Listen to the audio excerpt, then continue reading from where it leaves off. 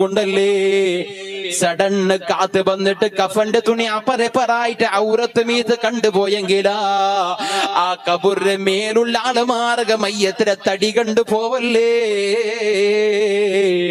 അതുകൊണ്ട് ആ മയ്യത്തിലെ കബറുകൾ വെച്ചിട്ട് കെട്ട് കിഴിച്ചിട്ട് തായ കബറ് ബന്ധാക്കിയ സമയത്തില് ആ മയ്യത്തടക്കട കനകജ കബറിലെ ഒരു തുണി കൊണ്ട് മുച്ചി വെയ്ക്കല് പോലും അല്ലാഹുവിന്റെ റസൂൽ സുന്നത്താക്കി കൊടുക്കുറൂ.